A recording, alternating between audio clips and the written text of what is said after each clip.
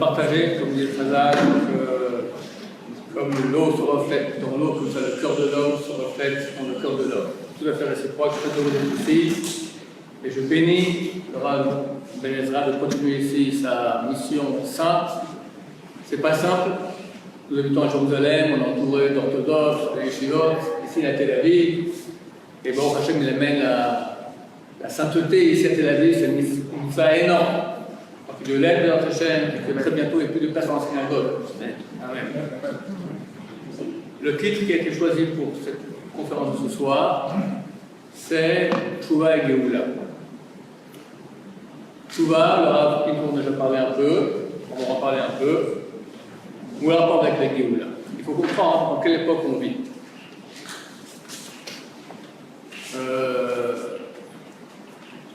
Dans 2 semaines, on lit Parashat Kitavo. C'est une paracha qui est très très dure. Qui nous dit, si vous faites le mitzvot, voici la série de bénédictions qui vous attend. Et si vous ne faites pas le mitzvot, vous faites des péchés, shalom, voici la série de malédictions qui vous attend. Et on a le droit à 98 malédictions terribles. Quand on lit ça à la Torah Shabbat, on lit à voix basse rapidement, c'est terrible. Hélas, le peuple d'Israël a choisi l'option de ne pas faire des mitzvot, de beaucoup de péchés. Et le peuple d'Israël s'est engagé dans la voie des 98 malédictions. Un point tel que quand on veut prouver aujourd'hui à quelqu'un de non-croyant la Torah d'origine divine, c'est un cours qui s'appelle la première réfutable. Je prends les prophéties de ces malédictions et je montre que de façon tout à fait anormale, tout s'est réalisé et tout était prévu à l'avance. En gros, on sera chassé de la terre d'Israël, on sera vendu en esclavage en Égypte, on sera mis là-bas en tant qu'esclave par bateau, puis on sera disséminé dans le monde entier.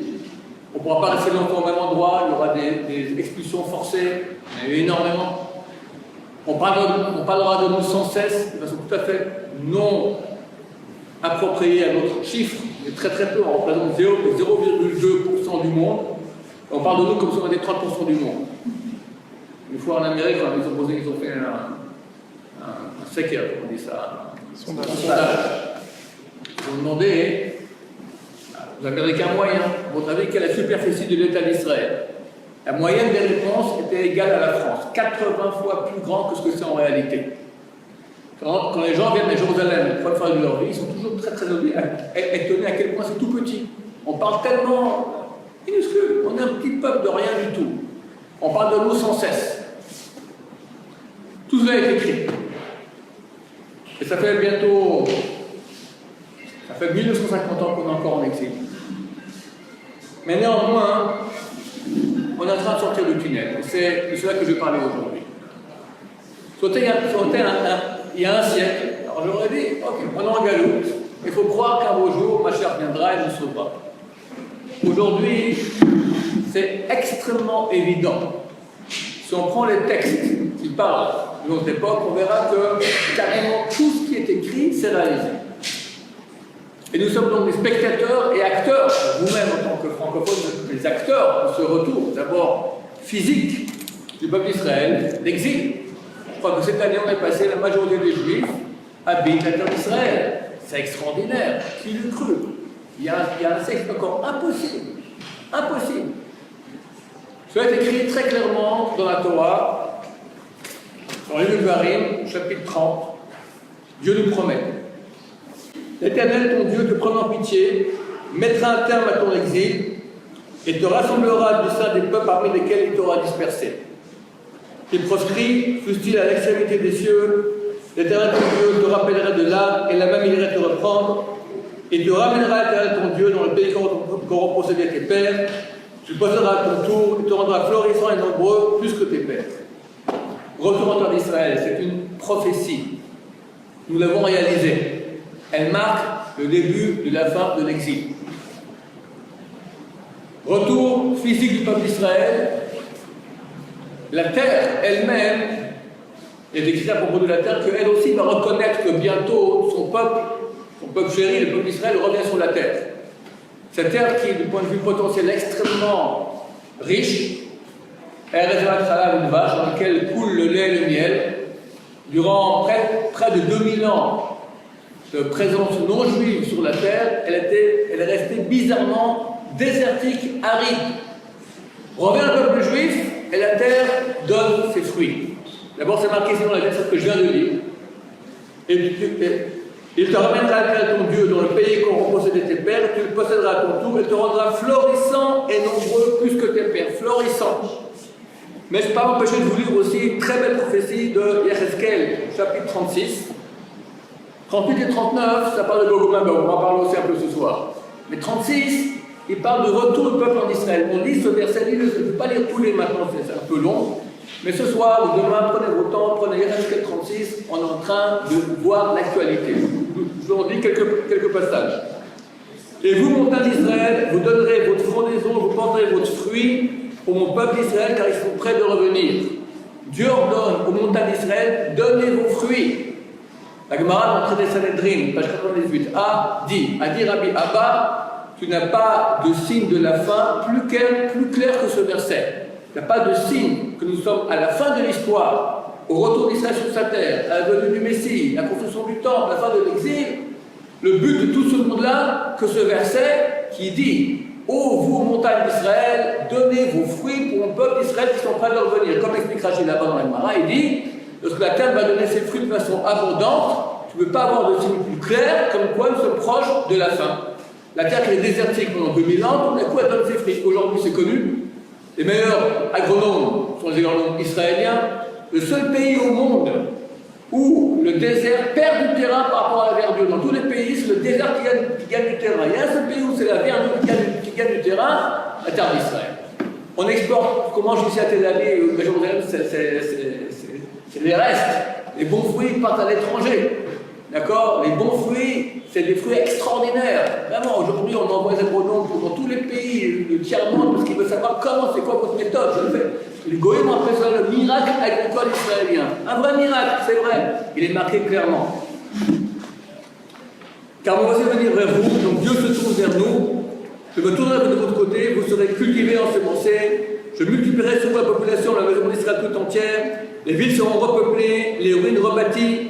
Je multiplierai sur vous hommes et bêtes. Ils foisonneront et fructifieront. Je vous repeuplerai comme dans les temps d'autrefois. Et vous ferez plus de bien qu'à vos débuts. Et vous saurez que je suis l'Éternel. La terre d'Israël, de nouveau, est habitée par les Juifs. Les villes sont rebâties. Beaucoup de villes en Israël sont bâties sur des ruines de villes qui avaient le même nom il y a 2000 ans, qui n'existaient plus. Et maintenant, elles sont de nouveau rebâties, elles existent. Et Baruch Hashem, on n'en finit plus. Baruch Hashem, de plus en plus, de plus en plus. Ça, c'est donc le retour physique des Juifs en terre d'Israël, la terre qui donne ses fruits. Le verset, j'ai perdu la page, on va le retrouver rapidement, c'est chapitre 30 de Varim, nous dit que le peuple juif donc reviendra sur la terre. Et là, qu'est-ce qui va se passer? Et l'Éternel, ton Dieu, circoncira ton corps et celui de ta postérité pour que tu aimes l'Éternel, ton Dieu, de tout ton corps, toute ton âme et assure ton existence. On fera le choix.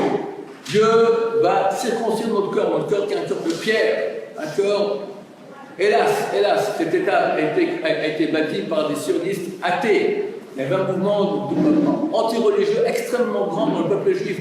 Avant la Shoah, des millions de juifs ont quitté la Torah, des millions. Et bizarrement, on n'a jamais vu ça de toute l'histoire juive. Le peuple d'Israël fait chouva. Ce synagogue-là est une preuve. D'accord? Qui l'eût cru? Qu'il y a tellement de... C'est extraordinaire. Moi, c'est mon job, la tchouva. Dans tous les pays du monde, la France, je crois qu'on est le numéro 1 au monde, d'accord? La tchouva française, elle est énorme. Mais il y en a en Russie, il y en a en Thaïlande, il y en a partout, des millions de juifs qui font tchouva. Pas forcément au niveau orthodoxe, la barbe, le chapeau, etc. Mais ils se rapprochent. Les pilotes d'avion israéliens, combien ont fait tchouva? Il y en a dans mon quartier, c'est un des grands pilotes de l'armée. Il a fait tchouva, un autre aussi. Les artistes, aujourd'hui les chanteurs. Il y a maintenant des chanteurs qui s'est fini, on l'a donné un, Tomer Adam, il s'appelle, d'accord? On lui a donné 1 million de shkalim pour venir Shabbat, il a dit non.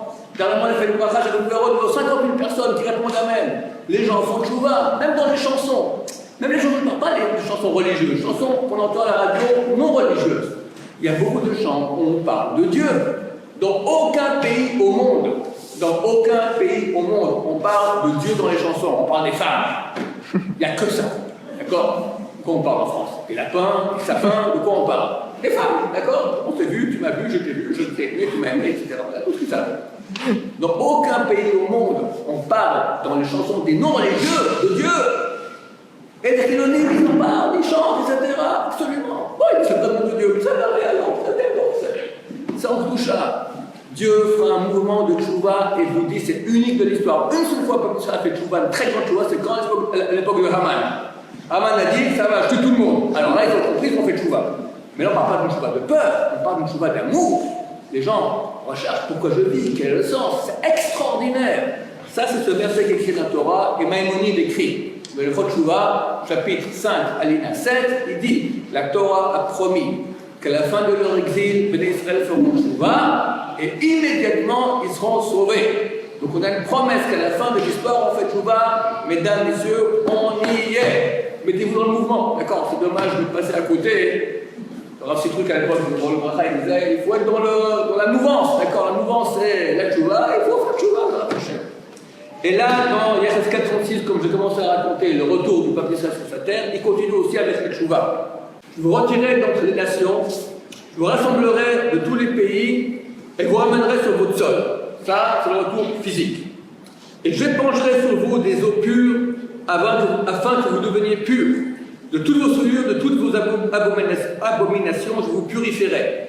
Je vous donnerai un corps nouveau, j'inspirerai un esprit nouveau, j'enlèverai le corps de pierre de votre sein, je vous donnerai un corps de chair. Je mettrai en vous mon esprit, je ferai en sorte que vous suiviez mes statuts, que vous observiez et pratiquiez mes lois. Les Israël font tchouva, Baruch Hashem. C'est un signe extraordinaire comme quoi nous sommes proches de la fin. Qu'est-ce qu'il y a encore qui prouve que nous sommes très proches de la fin? Parashat Chaye Sarah raconte la mort de Sarah, et après, aussi, à la fin de la paracha, la mort de Ishmaël. Le dernier verset, les derniers mots de cette paracha disent « Apne kol echav nafal ». On parle des peuplades de Ishmaël, c'est écrit en face de ses frères, nafal, Rashi explique qu'il s'est étendu. Comme en français, s'étendre, ça peut être tomber, mais aussi s'étendre. On va étendre des tentes, on va étendre des populations. Alors là aussi, il y a les deux sens en hébreu. Et Rashi dit que dans ce verset, il s'est étendu en face de ses frères, on parle des populations ishmaélites. Un des plus grands rabbins du Moyen-Âge, le Baal HaTurim, Rabbi Yaakov Ben Asher, le Baal HaTurim, c'est lui qui, c'est un très très grand halakha, c'est sur la base de son livre que Shulchan Aruch a été écrit, mais il est aussi très grand en explication du Tanakh, de la Torah. Je crois que dans aucune édition de Torah, il y a Rashi et son Pérouche à lui et son explication à lui, son commentaire. Sur ce verset, à Kol Echav Nafal, il dit la chose suivante. Il dit, juste après, commence la paracha, Elle est Toldot Yitzhak ben Abraham. Voici les engendrements, la descendance de Yitzhak, fils d'Abraham.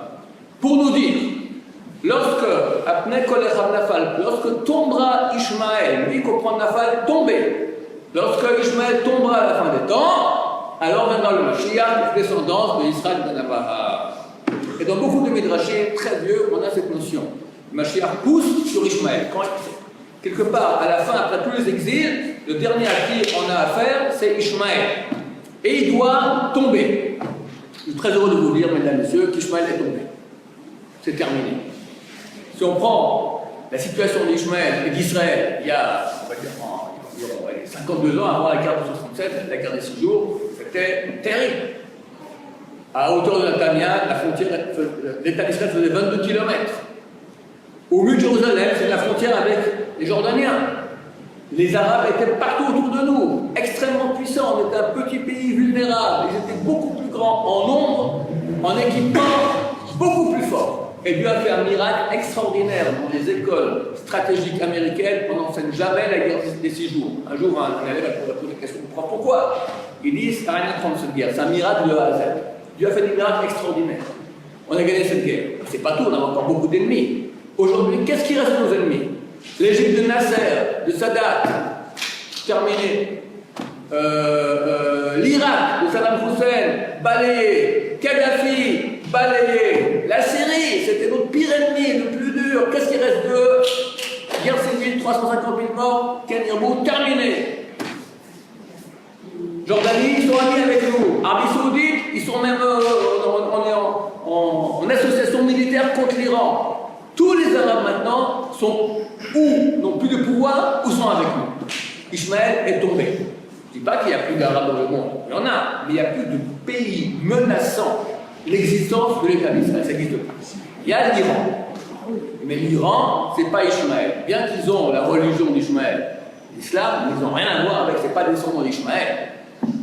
Les Iraniens, ce sont des descendants, ça n'a rien à voir, ils ne pas d'Abraham Avinu. Déjà, dans les descendants de Noé, dans le chapitre 10 de Bereshit, là-bas, on parle tous les ans, il y a un qui s'appelle Tiras. Rachid sur place, Tiras c'est Paras la Perse, donc l'Iran. Il vient tout à fait d'une autre source génétique.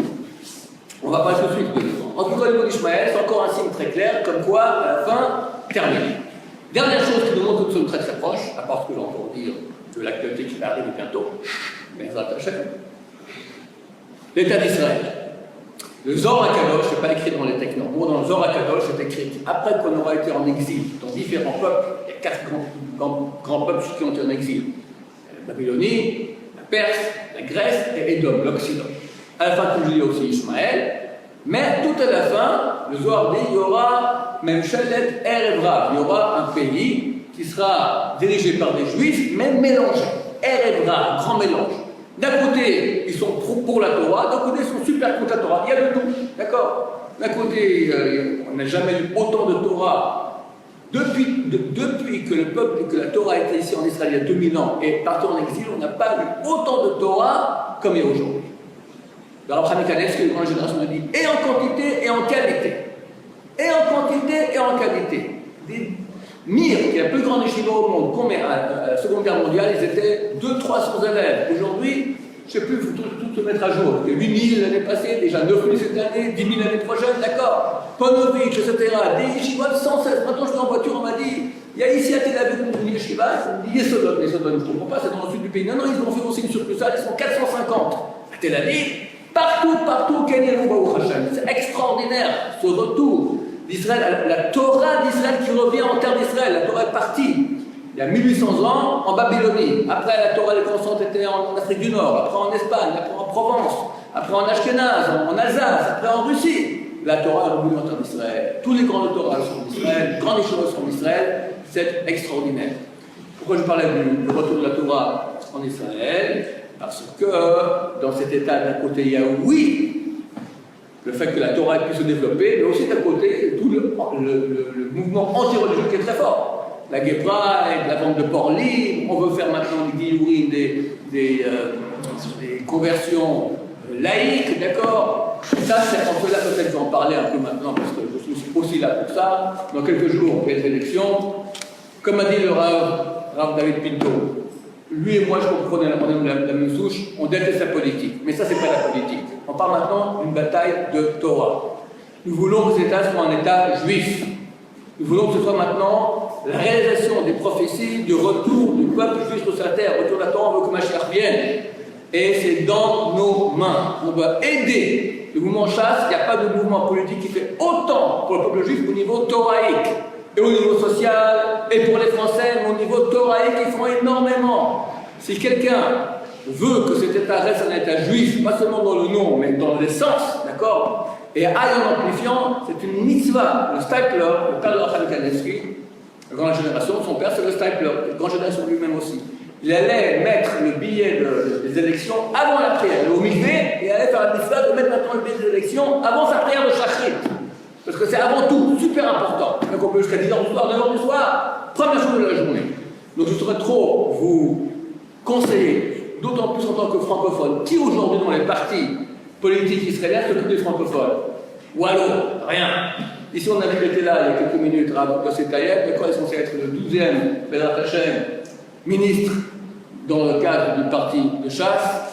Ils veulent ouvrir les écoles pour les francophones. On a besoin de cela. L'Aliyah ici, c'est très dur pour les jeunes gens qui viennent. Ils n'arrivent pas à s'habituer au système éducatif israélien. On veut des écoles type français pour les francophones en Israël. Chasse prévoit d'ouvrir un bureau spécial pour l'Aliyah, pour aider l'Aliyah. Aujourd'hui, l'Aliyah, ça va très simplement pour les Russes. Il y a beaucoup d'argent pour aider nos frères de France je crois que c'est le pays où il y a le plus de juifs sionistes qui veulent venir en terre d'Israël. Les Russes, ils n'ont absolument rien à faire. Les Français, oui, il faut les aider. Donc, et du point de vue thoraïque, et du point de vue social, et surtout du point de vue francophone, on a une mitzvah. Je ne dis pas maintenant, je ne parle pas politique, je parle d'une mitzvah de la Torah maintenant. On est en bataille d'aider Am Israël à revenir plus religieux, pour soit un État juif, avec le judaïsme. Je ne parle pas de devenir orthodoxe ou avec des barres, pas du tout. Mais qu'il y ait plus de judaïsme, plus de Torah, qu'il y ait plus de gens qui aillent dans le sens de ce que veut la Torah. Et ainsi, notre Hachem, ma chère, viendra très rapidement. Il y a un livre dans les 24 livres de la Bible qui s'appelle le livre de Daniel. Je recommande beaucoup de le lire, mais pas la nuit. Pourquoi pas la nuit?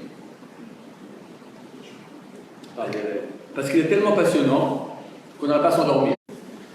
Passionnant. Là-bas au chapitre 2, il raconte l'histoire suivante. Vous allez voir à quel point c'est passionnant. Daniel était un des grands sages qui avait essayé Yerushalayim. Et le pauvre, il a vécu la destruction du premier temps par l'empereur babylonien, Nabuchodonosor, Nebuchadnezzar. Et il a été déporté en Babylonie. Nabuchodonosor était un tyran terrible, le plus grand empereur de l'histoire jusqu'à l'époque. Mais il était intelligent. Il comprenait qu'il devait avoir des conseillers intelligents près de lui. Donc il a pris une centaine de conseillers, des sages, des devins, des magiciens, pour le conseiller. Et de tous les pays qu'il avait conquis, comme ça il avait quelques magiciens, quelques devins, quelques sages de ces pays-là, dont Daniel et ses trois amis, Michel, Hanania et Azaria. Et là, au chapitre 2 de Daniel, il raconte l'histoire suivante, c'est l'histoire de la Bible, vous pouvez le lire dedans. Un matin, Nabuchodonosor, d'urgence, réunit tous ses sages. Alors, écoutez, messieurs, j'ai fait un rêve cette nuit. Je sens que ce rêve est extrêmement significatif. J'aimerais comprendre le sens de ce rêve. Les magiciens disent, pas de problème, Sa Majesté, racontez-nous le rêve et on va vous l'interpréter. Il dit, trop facile. Vous êtes vraiment des vrais devins. Vous devez être capable de deviner ce que j'ai rêvé.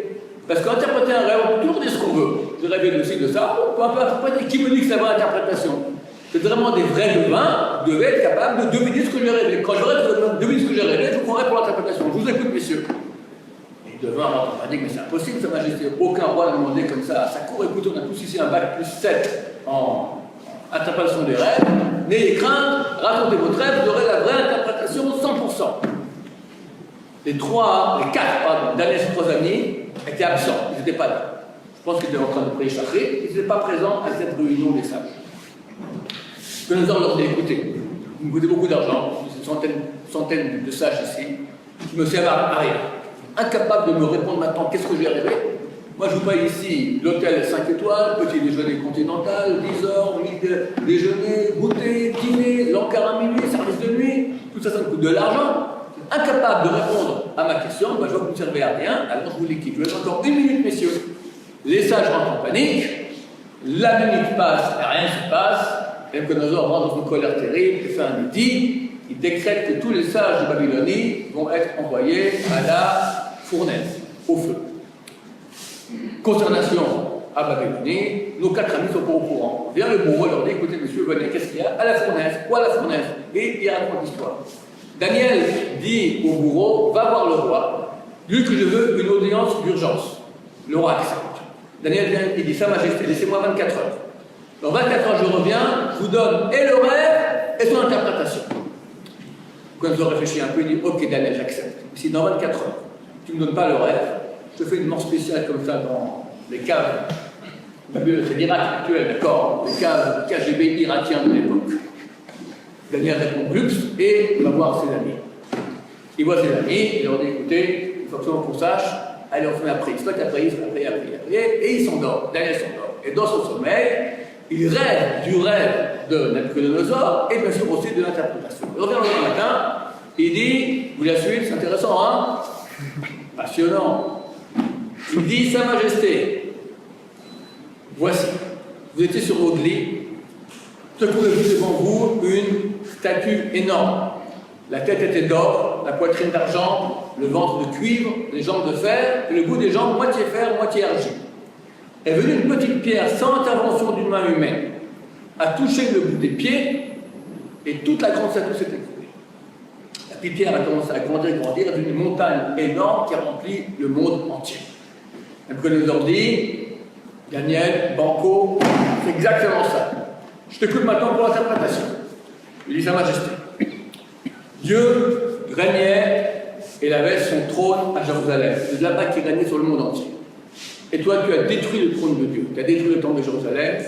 Et dès lors, tu es devenu héritier de cette royauté. Aujourd'hui, la présence divine est partie. Et toi, maintenant, tu es le maître du monde. Il n'y a pas eu d'empereur aussi grand que toi durant toute l'histoire jusqu'à aujourd'hui. Et cette statue, en fait, raconte l'histoire de cette royauté. Toi, tu es représenté par la tête d'or. Ton empire, l'empire babylonien, mais un jour, il va disparaître. Ça sera remplacé par un autre empire qui, lui, sera comparé à la poitrine d'argent. Quel est l'empire qui a remplacé l'empire babylonien? C'est l'empire perse, les Perses. Mais lui aussi aura une fin, il sera remplacé par un empire comparé au ventre de cuivre. Qui est l'empire qui a remplacé les Perses? Ce sont les Grecs. Très bien, Alexandre le Grand qui va conquérir jusqu'à l'Inde. Cet empire aussi aura une fin, sera conquis par les Romains, comparé aux jambes de fer. Et à la fin, il y aura moitié fer, moitié argile. Une partie du monde sera sous la maîtrise du monde occidental, la suite de Rome. Et l'autre partie argile, ce sera le monde arabe, Ismaël. D'accord? De tout temps, il y a eu des querelles entre les deux, que ce soit les Arabes à l'époque jusqu'à Poitiers, ensuite l'Empire ottoman, les Occidentaux. Encore aujourd'hui, ce n'est pas le grand amour entre l'Occident et l'Orient. À la fin, viendra une petite pierre sans intervention du même humain, c'est l'époque messianique, la petite pierre représentant le peuple d'Israël. Elle va toucher le bout des pieds et toutes les grandes statues vont s'effondrer. La petite pierre va grandir, fini. Il n'y aura plus la force physique, militaire, il y aura la spiritualité, la Torah, la pierre. La pierre, pourquoi est-ce que le peuple d'Israël est comparé à une pierre? D'abord, dans la réalité, on a 4 domaines: minéral, végétal, animal, humain. Les 3 derniers, il y a toujours une progression, une apogée, un déclin, disparition. Une fleur fan, disparaît. Un animal meurt, un homme aussi, tout disparaît. La pierre, elle reste comme elle est toujours. Je pose une pierre ici, je reviens dans 1 an, ça ne va pas bouger, elle est là. Dans 10 ans, dans 1 siècle, dans 1000 ans. Le bâtiment, je ne sais pas s'il sera là, mais la pierre, elle sera là. Si elle sera sous la pluie, elle un peu érodée, mais elle est présente. Le peuple d'Israël, c'est un peuple éternel. Tous les peuples ont une ascension, un déclin, disparaissent. Nous, on reste. Et dans quelles conditions? Hors de nos terres, sans cesse. Il n'y a pas de génération qui ne vient pas nous anéantir, comme on dit le soir du Seigneur. Et malgré tout, on reste. Quel est le secret? Grâce à quoi cette pierre, elle a pu traverser 3300 ans d'histoire? Rachid nous le dit. Sur le verset où Misham roi Even Israël, pierre en hébreu se dit Even. Even, c'est la contraction de 2 mots. Av, Ben. Grâce à quoi on a réussi à vaincre les empires de tous les temps? La Gemara dit, lorsque ton fils se met à parler, enseigne-lui Shema Israël, enseigne-lui la Torah, tu vas le prochain qui a Yaakov, enseigne-lui la Torah, et ainsi tu le rends éternel. Parce que lui, un jour, deviendra papa, et aussi la Torah à son fils. Qui deviendra papa, son fils, et si nous on est juifs aujourd'hui, parce que nos parents ont enseigné, nos grands-parents, etc. Even, quelle est la force de la pierre? L'enseignement de la Torah, la transmission de la Torah, de père en fils depuis 3000 ans, ça fait qu'on a encore le même peuple que nous sommes, un peuple éternel. Napoléon entend ça, il dit extraordinaire, Daniel, c'est exactement ça, amener des sacrifices, c'est pas un homme, c'est un Dieu. Ah non, je ne suis pas un Dieu, rien du tout, c'est Dieu qui m'a envoyé pour te donner l'explication de ce rêve. Dans le chapitre 45 de ce chapitre 2, où il raconte l'histoire que je viens de raconter, on raconte la destruction de la statue. Et le Malbim pose la question, il dit c'est très bizarre. Le texte, qu'est-ce qu'il dit? Il dit comme ça: la pierre a touché le bout des pieds et ont été détruits le cuivre, le fer, l'argile, l'argent et l'or. Qu'est-ce qui cloche dans ce verset? Que l'ordre des matériaux, il n'est pas dans l'ordre. Depuis le haut jusqu'au bas, or, argent, cuivre, fer, argile, ou du bas en haut, argile, fer, cuivre, argent, or. Tu commences par le ventre, cuivre, tu descends, fer, tu descends encore argile, après tu remontes, argent, or. Bizarre.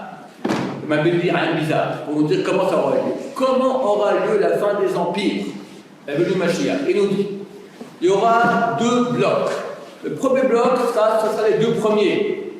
Le cuivre et le fer. Le cuivre, on avait dit c'était la Grèce, le fer c'est Rome, la culture gréco-latine. C'est qui la culture gréco-latine? Ben c'est vous et nous, pas en israélien, en francophone, d'accord? Le français, c'est une langue gréco-latine. L'anglais, l'italien, l'espagnol, tout le monde occidental viennent tous de la culture qui provient de Grèce et de Rome. Ça sera un bloc, le monde occidental, qui va attaquer le deuxième bloc. C'est quoi? L'argile. On avait dit qu'est-ce que c'était? Le monde arabe, oriental. Mais quel monde oriental, le monde arabe? Il va depuis le Maroc jusqu'au Pakistan. C'est quand même très beaucoup. Qui sait? Qui parmi eux? Alors, dit le Malbim, il y aura deux peuples. L'argile, c'est en fait les deux premiers, argent et or. L'argent, c'était la Perse, l'or, c'était le Babylonien. Donc on doit avoir à la fin des temps une attaque des forces occidentales contre la Perse et la Babylonie. En termes modernes, Babylonie c'est quoi? Irak. Perse c'est quoi? Iran. Les deux guerres du Golfe. 21 forces alliées occidentales attaquent l'Irak. C'est déjà la première partie qui est terminée. Deuxième partie, qu'est-ce que ça va être? L'Occident qui attaque l'Iran. Bah, vous lisez les journaux comme moi, vous êtes au courant, ça s'annonce sous peu. Quand ça sera, je ne sais pas. En tout cas, déjà qu'il y a une guerre économique, c'est clair. Mike Pompeo, donc le secrétaire d'État américain, il a dit on a de l'histoire, on n'a jamais fait autant de sanctions économiques sur un pays. Très très dur. J'espère que ça sera une guerre économique. C'est la vraie guerre, alors c'est dangereux. Mais déjà on y est, et l'Iran est au bord de la suffocation. Le journal L'Express, en 2009, relate qu'en 2002, Bush, le fils Bush, donc en 2002 il a fait la deuxième guerre du Golfe, il a appelé Chirac au téléphone, il lui a dit viens, joins-toi à moi pour faire la guerre en Irak, je suis en train de faire Gog ou Magog au Moyen-Orient. Le journal raconte que Chirac dit qu'est-ce qu'il a? Gog ou Magog, de quoi il parle? Vous allez voir les curés de leur petit truc, c'est quoi? De quoi il parle c'est le président d'État américain, c'est quoi son truc là, Gog ou Magog? Mais non, on parle maintenant de la fin des temps. Lui, c'est un évangéliste, d'accord, c'est des chrétiens, ils lisent la Bible. Lui, il dit, je suis en train de faire maintenant Gog ou Magog, ce dont nous parlons, lui-même le témoigne. Alors, cette guerre avec l'Iran. Yann Gmara, début du traité Avodah qui nous dit la chose suivante, qu'à la fin des temps, Dieu prend un Sefer Torah, le prend dans les bras et dit, tous ceux qui se sont occupés de la Torah, qui viennent maintenant prendre leur récompense. C'est à la fin des temps. La Gemara raconte que tous les peuples vont s'agglutiner là-bas au bureau d'Akadosh Baruch Hu et vont attendre que chacun va rentrer pour demander sa récompense. On fait rentrer en premier les Occidentaux. Rome, c'est marqué. Rome, c'est le monde occidental. Alors, on dit qu'est-ce qu'on a fait? Ben, nous, on a fait toute l'infrastructure logistique, les marchés, l'économie, tout ça. Les bandes de crétins. Shotim Shebaolam en hébreu. Vous n'avez pas fait ça pour Israël, pour attendre, c'est ça pour vous-même. Dehors. Après, on fait rentrer les Perses. Qu'est-ce qu'ils disent? Même chose, on fait l'infrastructure logistique, l'économie, tout ça. Même réponse de Dieu, espèce de crétin, je passe pour vous-même, pas pour Israël, pour vous-même. Dehors. La Gemara raconte qu'enfin, on a fait rentrer tous les peuples, tous ont dit la même chose, et tous ont été mis dehors avec le même argument. La Gemara pose la question, pourquoi est-ce que quand tu me racontes cette histoire-là, tu me dis, d'abord on a fait rentrer Rome, après la Perse, et après tous les peuples. Tous ont eu le même scénario. Ils ont dit la même chose, ont été mis dehors avec le même argument. Alors dit que tous sont rentrés, tous sont sortis. Pourquoi tu dis d'abord Rome, après Perse, après tout le reste? Répond la Gemara, nous dire, la Gemara dit comme ça. Ces deux peuples sont différents. Rome et Perse, c'est deux peuples qui vont durer jusqu'à l'époque messianique. Ce sont les acteurs principaux de la fin des temps. Rome, l'Occident, par extension, on connaît l'Amérique aujourd'hui, qui d'ailleurs a beaucoup de symboles romains encore, les sénateurs, l'aigle romain. Quand on dit Rome, on parle du dirigeant du monde occidental. Et la Perse, c'est l'Iran. Les rabbins francophones, il y a 800 ans, qui s'appellent les Baalei Tosafot, écrivent là-bas, posent une question. Ils disent, comment tu peux me dire que l'Iran, la Perse, va durer jusqu'à l'époque messianique? C'est pas possible. Pourquoi? On a les Gemara dans le traité Yoma, page 10, qui dit qu'à la fin des temps, pas la fin des temps, ils disent qu'il y a un temps, on ne sait pas quand, il y aura une guerre entre Rome et la Perse. En parenthèse, mesdames et messieurs, il n'y a jamais eu de l'histoire, on ne connaît pas cette guerre. D'accord, il n'y a jamais eu de guerre entre Rome et la Perse. Il y a eu entre les Grecs et la Perse, Alexandre le Grand. Donc Rome et la Perse, il n'y a jamais eu. Peut-être maintenant, la guerre économique, peut-être bientôt une guerre physique. La Gemara dit qui va gagner? Qui va gagner, vous croyez? L'Amérique ou l'Iran? La Gemara dit c'est l'Iran qui va gagner. Elle dit pourquoi? C'est très clair. Les Romains ont détruit le temple de Jérusalem. Qui a construit le deuxième temple de Jérusalem? Koresh, Cyrus, le roi perse. Il a rêvé, Dieu lui a dit, va construire mon temple de Jérusalem. Il a fait un grand édit. Tous les Juifs, allez maintenant reconstruire le temple de Jérusalem. Votre Dieu est venu en rêve, je vous paye, c'est moi qui paye. Il a construit le temple de Jérusalem. Donc la Gemara dit, c'est logique que les constructeurs vont vaincre les destructeurs. Heureusement, la Gemara dit un autre avis. Non, c'est Rome qui va gagner. La Gemara dit, comment tu peux dire que Rome, les destructeurs vont vaincre les constructeurs? C'est pas normal. La Gemara donne deux réponses. Première, tu as raison, c'est pas logique. Xerat Melech, c'est un décret du roi. Il n'y a pas de discussion, c'est illogique, mais comme ça Dieu a voulu. Deuxième réponse dans la Gemara, c'est vrai que les Perses ont construit le temple et les Romains l'ont détruit, mais les Perses ont aussi détruit beaucoup de petits temples. C'est quoi des petits temples? Des synagogues. Comment on dit on dit très souvent sur les synagogues, un temple, d'accord? Il y a eu beaucoup de petits temples en Perse qui ont été détruits par les Perses et donc à cause de ça, ils doivent perdre la guerre. Qu'est-ce qu'il en saura? Est-ce que ce serait comme ci ou comme ça? Je ne sais pas. Mais ce qui est intéressant, c'est que le Tosfot, je reviens sur Avodah Zarah. Donc là-bas dans Avodah Zarah, on a raconté l'histoire que Dieu a pris le Sefer Torah dans ses bras et tous les peuples sont rentrés. On pose la question pourquoi est-ce que c'est Rome et les Perses qui sont cités? Alors, dit la Gemara, parce qu'ils vont durer jusqu'à l'époque messianique. Là, le Tosfot pose la question, comment tu peux me dire que la Perse va durer jusqu'à l'époque messianique? C'est écrit que la Perse va tomber dans les mains de Rome. Rome va vaincre les Perses. Ils sont liquidés. Donc forcément, ils vont pas arriver à l'époque messianique. Alors, chose intéressante d'abord que Tosfot a pris que l'avis que l'Amérique va gagner. Il n'a pas pris l'autre avis en considération. C'est bizarre. En tout cas, la question est là. Comment la Gemara peut dire que Rome et la Perse vont durer jusqu'à l'époque messianique alors que c'est marqué dans un autre traité, Yoma page 10, qu'à la fin des temps, la Perse, pas la fin des temps, excusez-moi, c'est marqué qu'il y aura une guerre et la Perse sera vaincue par les Romains, va disparaître. Réponse au sport, les rabbins francophones de 800 ans, ils disent que ça sera exactement juste avant que Mashiach vienne. Quand la Gemara dit que la Perse et Rome vont durer jusqu'à l'époque messianique, ils vont durer, c'est juste. Simplement, la Perse, une seconde avant. Quand on voit, mesdames et messieurs, que la Perse disparaît, il faut aller acheter les habits de fête pour recevoir Mashiach de Hachem très très bientôt. Qui est la Perse? À mon avis, c'est Amalek. Pourquoi? Amalek, on a une histoire de haïr Amalek, se souvenir de ce qu'ils ont fait dans le désert. Pourquoi? On a eu beaucoup d'ennemis durant l'histoire. Pourquoi on a cette haine contre Amalek tellement grande? Parce que leur haine d'Israël est énorme. Elle est gratuite. C'est écrit que celui qui a la haine d'Israël, il a la haine de Dieu. Amalek fait presque de 2000 km pour nous attaquer. On vient de sortir d'Égypte.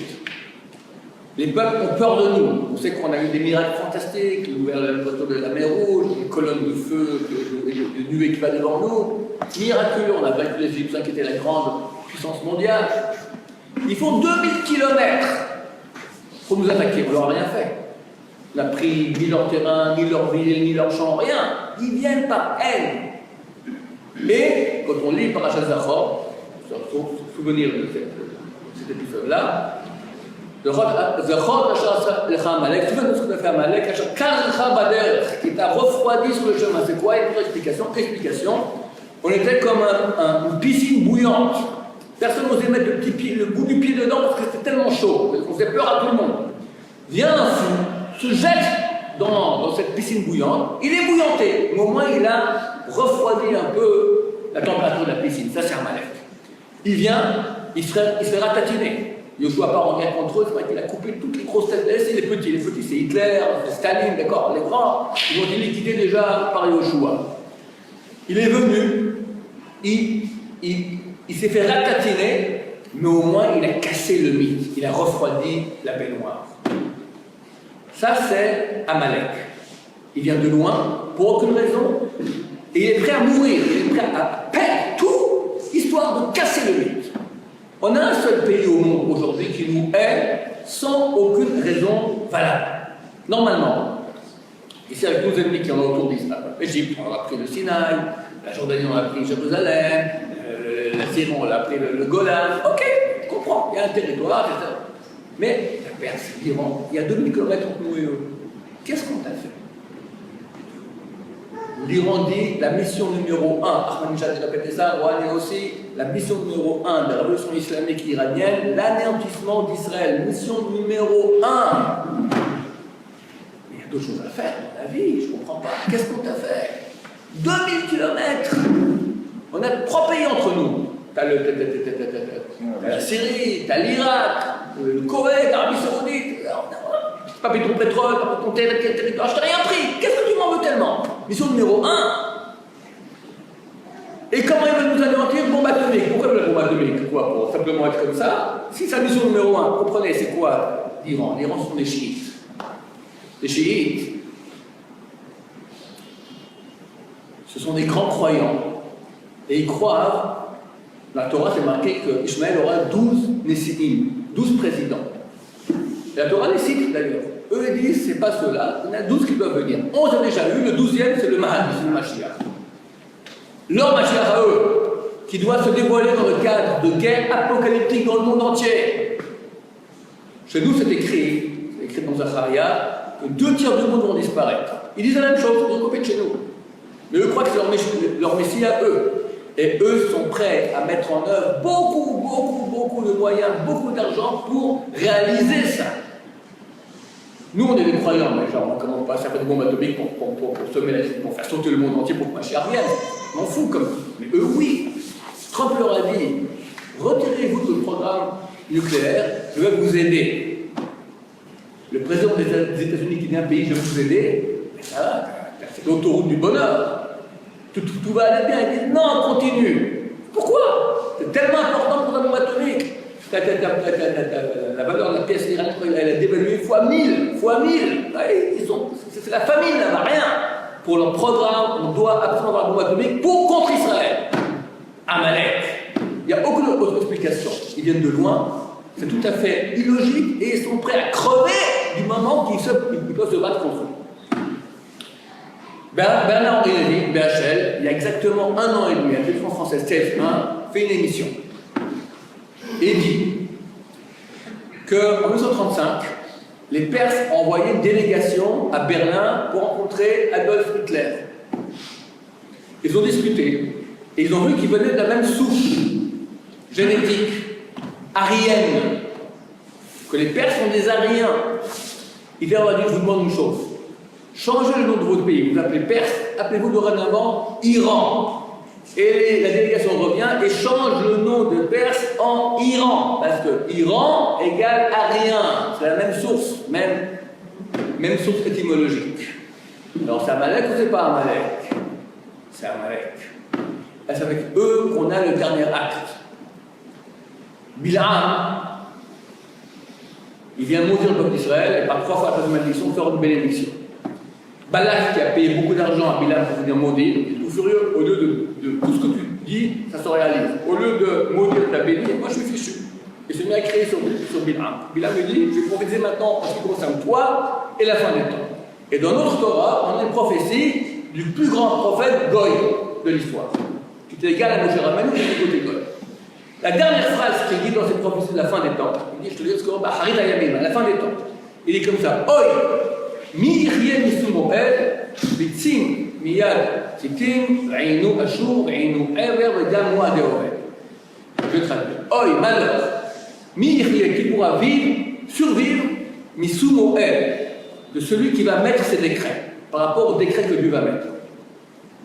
Vetzim, des flottes. Miyad kitim, partie de kitim, v'ayinu ashur, ils vont persécuter Ashur, le pays d'Assyrie. Et ils vont persécuter Ever. Qu'est-ce que c'est? Ever, c'est l'autre côté. Mais Galmoa d'Erovel, et aussi à la fin, il disparaît. De quoi il s'agit? La première partie du verset. Oi, Miriam et Soumon El. Oi, malheur. Aïe en français, oi en hébreu. Une chose terrible doit arriver. Qui pourra survivre par rapport à ces décrets que Dieu va mettre? Le plus vieux et le plus grand des Midrashim, c'est Rabbi Eliezer Agadol, le grand Rabbi Eliezer, il date d'il y a 1800 ans. Il dit, on parle de Ishmaël. Pourquoi? Parce que dans le verset, c'est marqué ni Irie ni Sumoel. Le mot Sumo peut s'écrire avec 4 lettres. Sin, Vav, Mem, Vav. Et là-bas, il écrit avec 3 lettres. Sin, Mem, Vav, on peut lire Shmo. Alors, il dit comme ça, malheur qui pourra survivre par rapport à celui dont Shmo est, celui dont le nom est elle. Et il dit, il y a 2 peuples qui ont le nom de Dieu, elle dans leur nom. Israël et Ishmaël. Et c'est pas pour rien qu'ils ont le nom de Dieu en eux. Pourquoi? Ils ont un mérite. C'est pas pour rien que la seule population qui peut être l'endroit du temple, c'est Dafka, les Arabes, et pas d'autres. Ils sont circoncis. Ce sont des enfants d'Abraham Avinu. Abraham Avinu a demandé à Dieu, bénis-le, et Dieu l'a béni. Et ils sont monothéistes, sans copine, vierge, qu'est-ce que j'en sais, des trucs comme ça. Un, unique, sans forme, éternel, comme nous. Le seul peuple au monde qui est monothéiste comme nous sommes aussi. Donc ils ont un certain mérite. Alors, Rabbi Eliezer Agadol dit, oh, c'est eux qui nous feront tous les malheurs à la fin des temps. Le Or Chaim HaKadosh, un des plus grands rabbins de tous les temps, un des 3 grands rabbins qu'on appelle Kadosh dans l'histoire, le Chaim Ben Atta, il dit, on peut expliquer des explications différentes que les sages d'Israël quand ce n'est pas dans la halakha. Dans la halakha, on n'a pas le droit d'aller contre un rabbin antique, en aucun cas. Mais dans des explications qui sont des drachot, c'est permis. Je me permets, sur la base de Or Chaim HaKadosh, de donner une autre dracha. Quand le texte nous dit « Oi, malheur, qui pourra survivre par rapport au décret que Dieu va mettre ?» On parle de la fin des temps. Quand je regarde sur la fin des temps, on va dire les 100 dernières années du peuple d'Israël. Sur quoi je dis « Oi » ? C'est la seule fois de la Torah, de toute la Bible, on dit « Oi » sur quelque chose, en ce qui concerne le peuple d'Israël. « Oi, malheur, qui pourra survivre ?» C'est la Shoah. Les meilleurs tzadikim, les meilleurs chassidim, tous sont partis là-bas. Qui pourra survivre? Entre parenthèses, le dernier chapitre de Daniel parle de la fin des temps. Comment il commence? Première phrase du chapitre de ce chapitre-là. En ce temps-là, Michaël, le prince supérieur, qui a mission de protéger les enfants de ton peuple, sera à son poste. Sera un temps de détresse tel qu'on n'aura pas vu depuis qu'existent des nations jusque-là. En ce temps-là, la délivrance viendra pour ton peuple, pour tous ceux qui se trouveront inscrits dans le livre. Juste avant que vienne la Géoula, juste avant, regardez l'histoire, ça peut être aussi un siècle, c'est pas un mois ou une année. Il y aura un événement terrible, comme un temps de détresse, tel qu'on n'aura pas vu depuis qu'existe une nation jusqu'à là. La Shoah, on n'a pas vu une chose pareille, aussi horrible qu'on verra plus tard Hachem de l'histoire. À mon avis, ce verset de Bilham parle de la Shoah. Oi, malheur, mi qui pourra survivre? Mi par rapport à Sumoel. Sumoel signifie les décrets, ces décrets. Mais c'est quoi ces décrets Sumoel? C'est qui? C'est quoi? Il y a 2 mois, qu'est-ce que ça m'appelle? Ça m'appelle-t-il dans la tête? Sumoel, mesdames, messieurs, valeur numérique, Adolf Hitler. Malheur, qui pourra survivre par rapport à ces décrets égale Adolf Hitler? Suite du programme, comme dit Daniel, juste après, on commence tous les événements de la fin. Ve'etzim des troupes. Alors le Talmud Yonatan, la traduction en araméen de la Torah, qui donne des profondeurs cachées. Des troupes armées en grand nombre sortiront de Kittim, de l'Occident, viendront attaquer Achour. Achour, c'est quoi? Le pays d'Assyrie. C'est quoi la Syrie? L'Irak. T'as la de Syrie, c'est la Syrie qu'on connaît, la Hafez el-Assad, et au-dessus, le pays d'Assyrie. D'accord? Achour. C'est l'Irak, Première, deuxième guerre du Golfe. Suite du verset, Veinu Ever, ils vont persécuter Ever. Que dit Rachid sur Ever? Ça signifie l'autre côté du fleuve. T'as l'Euphrate, qu'est-ce que t'as de l'autre côté? L'Iran.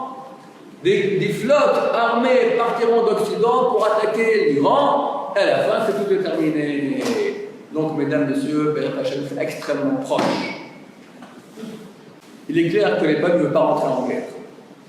Et nous non plus, on ne veut pas qu'ils rentrent en guerre, parce que quand c'est la guerre, c'est terrible. On espère que ce sera que économique et pas plus que cela. Mais néanmoins, je dois vous dire maintenant qu'il faut bien se renforcer durant ce mois et bien faire tchouva. Parce que tout va être signé à Rosh Hashanah. Qu'est-ce qu'on aura l'année prochaine? Tout va être Rosh Hashanah, Dieu décide. Et c'est maintenant la dernière ligne droite, mesdames et messieurs, pour faire tchouva, se rapprocher de la chaîne, pour que Dieu décide pour nous une bonne année, parce que ça s'annonce difficile. Voici c'est un article qui a paru il y a quelques jours. L'ex numéro 2 de la bourse de New York tire la sonnette d'alarme. Selon lui, il faut se préparer à vivre une crise financière mondiale sans précédent d'ici fin 2020, l'année prochaine. Tout est signé maintenant pour 20 jours. Une mise en garde, une alerte en bonne et due forme. Conséquence, des pays comme l'Italie, la France, les États-Unis et le Japon sont arrivés à un niveau d'endettement qui n'est plus soutenable. Contrairement à 2007 et 2008, la société n'a actuellement plus d'amortisseurs pour encaisser un nouveau choc. Elle est sur les rotules, entre le chômage de masse, les taux de prélèvement obligatoires. La France est championne dans cette discipline. On parle du numéro 2 de Wall Street, c'est pas n'importe qui parle. Un constat qui devrait entraîner, d'ici à la fin 2020, un tsunami financier. Georges Dugueux, numéro 2 de Wall Street, estime que ce qui est arrivé à Lehman Brothers est l'inépicien à côté de ce qui nous attend. On sait que tout ce qui a provoqué les grandes guerres mondiales, c'était les crises économiques. Ça fait longtemps qu'on en parle. Moi, ça fait 6-7 ans qu'on en parle, ça va arriver. Mais là, il semblerait qu'on commence un peu à en parler un peu plus. C'est incessamment coup de feu. Ça peut être un très grand détonateur de guerre mondiale. On ne veut pas de guerre mondiale, on n'en veut pas. Mais sachez qu'il est écrit que Dieu, tiers du monde, disparaît. Maintenant, on a l'impression dans la Torah qu'il dit quelqu'un qui est pauvre, c'est comme s'il est mort. Alors, il faut espérer, si on fait une grande chouva, que Dieu ait pitié de nous, que ce sera que de la pauvreté, parce qu'on ne veut pas tout, même pas, d'accord, que tout se passe bien, mais qu'il n'y ait pas d'effusion de sang. En tout cas, c'est maintenant que ça se prépare, il faut faire chouva, il faut voter chasse, il faut faire chouva aussi, d'accord? Ça ne suffit pas voter chasse, c'est bien, mais c'est insuffisant. Faire chouva, prendre sur soi, ce point va être jugé.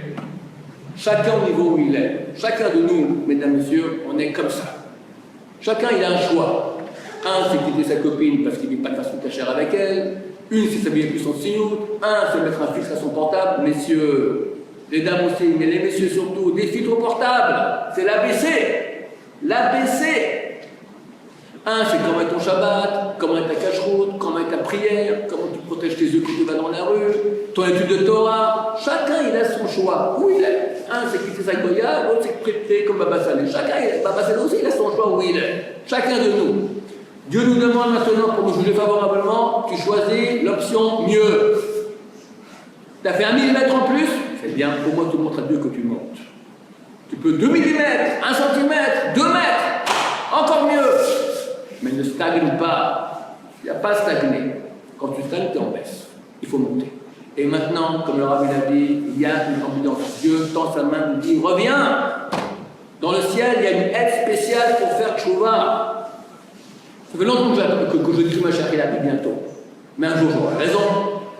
Des gens qui rigolent, d'accord? Ça fait 30 ans que tu dis ça. Je dis, mais Noé. 120 ans, il a construit l'arche de Noé. C'était la blague du siècle. Dans les journaux, voilà, le vieux Pépé, il est encore rentré avec son machin. Oui, il y aura des déluge. Allez, tu nous fais rigoler. Il a commencé à pleuvoir. Les gens n'ont pas cru. Et pour faire des choses arriver, on a toutes les preuves de tout lu. Voilà, ça y est. Il ne faut pas être aveugle. Ça y est. Quand ça sera, on n'est pas prophète. Mais que c'est bientôt, c'est clair. Quand? On espère jusque dans 2-3 semaines pour les Hagim. Allez, va, la prochaine. Sinon, un peu plus tard, Pessah l'année prochaine. Il n'y a pas longtemps. On nous dit avant 2020, voilà, ça sera l'Égyptien Lehman Brothers. Terrible. Et si la crise mondiale, c'est fini. C'est par dans tous les sens. Nous dit le Midrash, Abi Rabbi Yitzhak, l'année où Mashiach se dévoile, tous les peuples de la terre sont en querelle. Aujourd'hui, c'est de la folie. Pas que ici, l'Arabie Saoudite contre l'Iran, le Hezbollah avec nous, Gaza, etc. Kim Jong, la Corée du Nord avec l'Amérique de nouveau, la Chine avec Hong Kong, l'Inde avec le Pakistan. La Russie qui s'énerve, il envoie des missiles maintenant, l'Amérique envoie des missiles, la Russie a attention, on va aussi. Tout le monde s'énerve, calmez-vous. C'est exactement ce que dit le Midrash. L'année Mashiach vient, tous les peuples de la terre sont en querelle.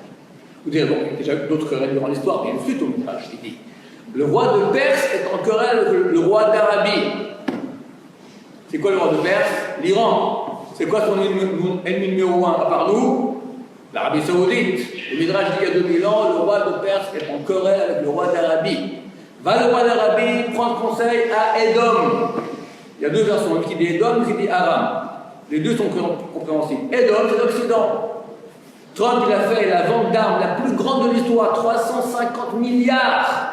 350 milliards d'armes à l'Arabie Saoudite.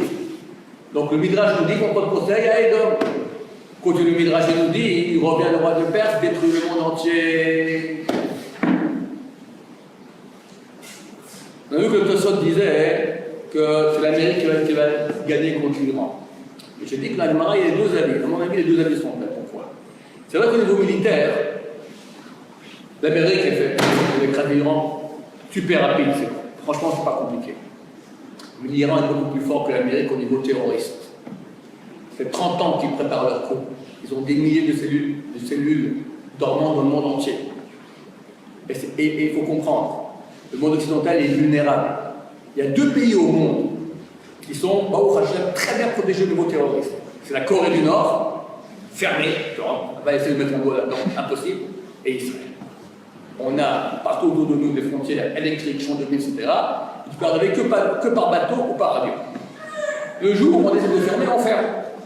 Lorsqu'il y a eu les attentats du Bataclan, tous les avions pour Israël ont été suspendus, tous les vols ont été suspendus. Terminé, on a pas qu'il y ait peut-être des trucs. On ne peut plus rentrer. Acham Kalinski dit aux gens, venez maintenant, parce que quand vous voudrez venir, vous ne pourrez plus venir. Quand ça va éclater, on va tout fermer. Pourquoi? Parce que qu'est-ce qu'ils vont faire les Iraniens? Alors, l'explosif, ok, mais il y a des moyens beaucoup plus forts.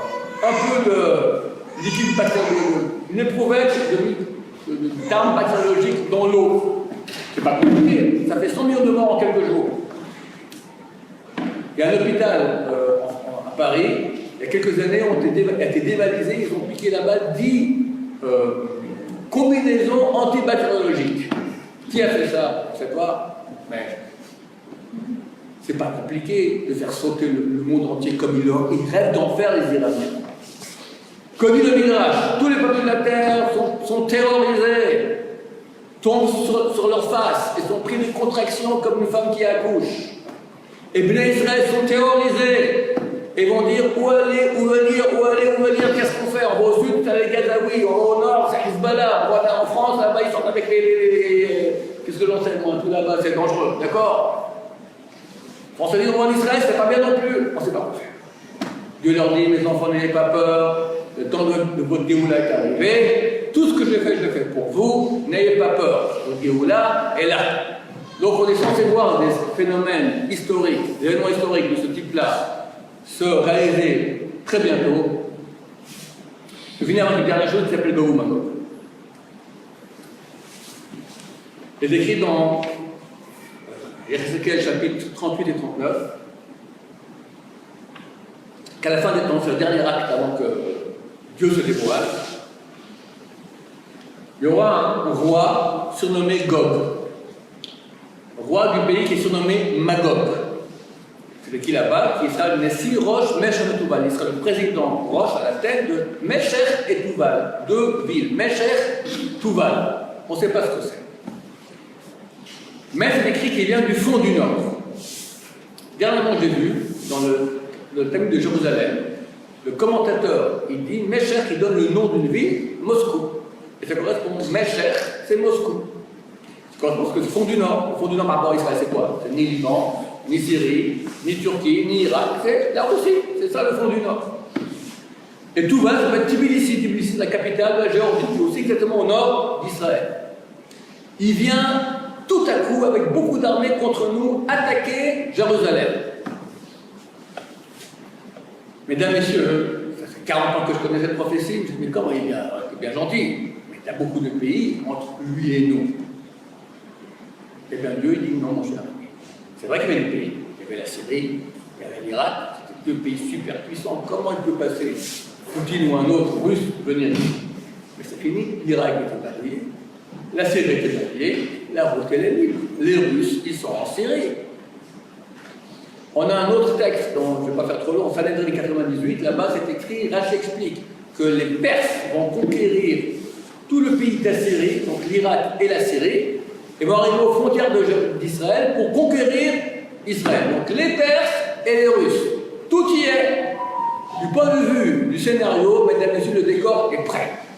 Alors nous on est tranquille, on dit bon, bah, ça va, Poutine il nous aime bien, il est gentil, il aime bien Netanyahou, il aime bien les Juifs, mais Chibourou, il peut faire comme ça, Poutine.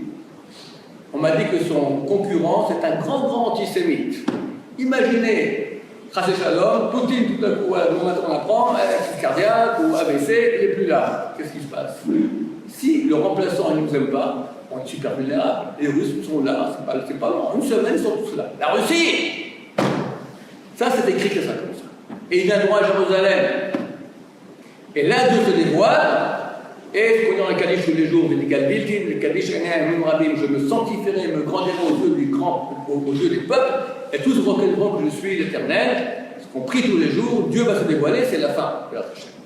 Rabbi Salman Shaul, qui était un des grands de la Torah, m'a dit, à mon avis, il y aura le Magog, c'est clair, mais sans douleur. Pourquoi? Toute la douleur qui était inhérente à Gog Magog est déjà passée dans la Shoah.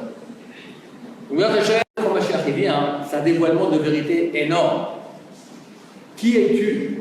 Dans quelle mesure tu as servi Hachem? Dans quelle mesure tu as servi ton peuple? Dans quelle mesure tu es un homme bon? Dieu t'a donné une Torah, cette Torah est éternelle. Fais ton bilan. On est maintenant à 20 jours du jugement. Fais ton bilan. Il se peut qu'il n'y aura plus de Rosh Hashanah. C'est peut-être le dernier de l'histoire. Je peux me tromper, mesdames et messieurs. Je ne suis pas prophète. Mais c'est proche. Et il y a de fortes chances que je ne me trompe pas. Si ce monsieur Hugo, là, qui est le numéro 2, moi, ce qu'il dit, c'est avant 2020, de franchement que ce soit avant. Peut-être qu'il y aura encore un autre Rosh Hashanah, mais peut-être pas. On comprend aujourd'hui que dans le monde, on est sur une poudrière, il n'y a pas grand-chose pour que ça baisse, c'est pas grand-chose. Donc, il faut faire tchouva, et après, Hachem, on sera Mashiach dans la joie, dans le bonheur, sans effusion de sang, et on sera digne de le recevoir. Amen.